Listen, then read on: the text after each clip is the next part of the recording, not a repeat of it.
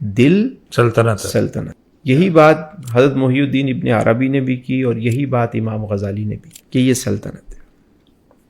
اب اس سلطنت پہ، کیپٹل پہ حکومت کس کی ہو؟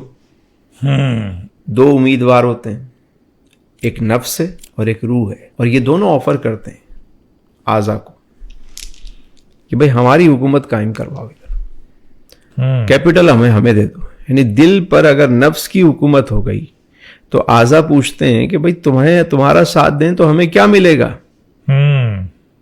نفس کہتا ہے تمہیں آزادی ملے گی، جو دیکھنا ہے دیکھو، جو کھانا ہے کھاؤ، جو کرنا ہے کرو، کوئی روک ٹوک نہیں، آزادی ہی آزادی. تو جب روح کہتی ہے تو وہ روح سے پوچھتے ہیں، تو روح کہتی ہے بھئی لقمہ حلال کھانا ہے وہ بھی بقدر ضرورت،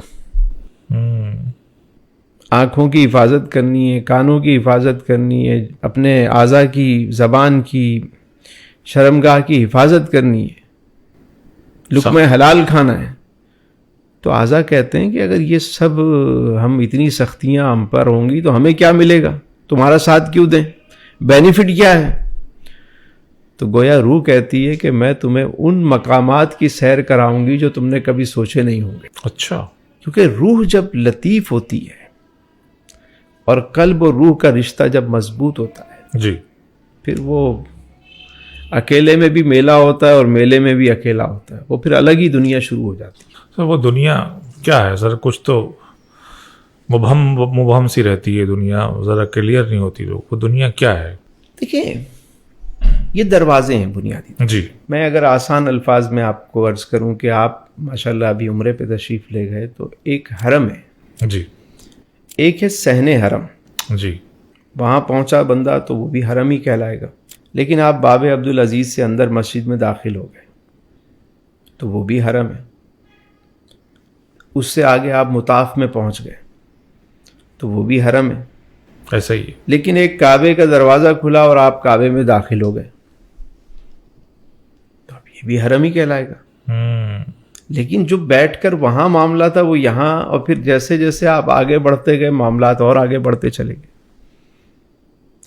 اسی طرح عام انسانوں کو اگر ہم کہیں کہ عام مسلمانوں کی بات کریں تو وہ ایک صدر ہے، نور اسلام ہے، پہلا درجہ ہے. جب آگے بڑھے وہ قلب میں داخل ہوئے، صدر سے قلب کے اندر، تو وہ نور ایمان میں داخل ہو گئے. اور جب قلب سے وہ فؤاد میں داخل ہوتے ہیں اگلے دروازے میں، تو وہ سمجھو کہ نور ایمان سے نور عرفان میں داخل ہو گئے. واہ واہ.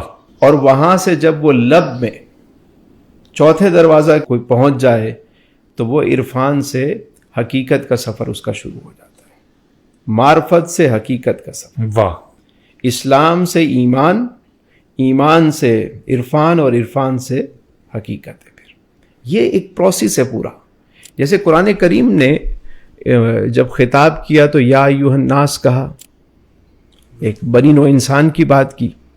پھر کہیں فرمایا مسلمانوں سے خطاب ہے، یا ایھا الذین آمنوا، کہیں مومنوں سے خطاب کیا. تو یہ ایک درجہ بندی ہے نا. اسی طرح قلب میں بھی ہر ایک کا قلب یکساں نہیں ہوتا. کوئی قلب مریض ہے، کوئی قلب مطمئنہ ہے، کوئی قلب سلیم ہے، کوئی قلب شہید ہے. تو یہ قلبی واردات، قلبی معاملات ہی تو سب کچھ ہوتے ہیں.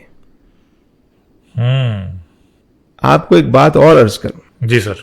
یہ بتائیے اس پوری کائنات کو آپ دیکھ سکتے ہیں، کتنے گلیکسی، کتنے سیارگان فلک، کتنی بڑی کائنات. ہم دیکھنا چاہیں ہم کہاں سفر بھی کریں تو کتنا کریں. تو اس پورے سسٹم کو اگر کوئی دیکھنا چاہے تو وہ کون سی آنکھ ہے جس سے وہ دیکھ سکتا ہے؟ ہے کوئی ایسی آنکھ؟ بالکل ہے. وہ جب آپ رات کو سوتے ہیں تو وہ کون سی آنکھ ہے جس سے آپ خواب دیکھ رہے ہوتے ہیں؟ کیوں سورہ اعراف میں فرمایا ان کے دل ہیں یہ دیکھتے نہیں؟ تو دل کا کام دیکھنا ہوتا ہے کیا؟ آنکھیں دیکھتی. آنکھیں دیکھتی.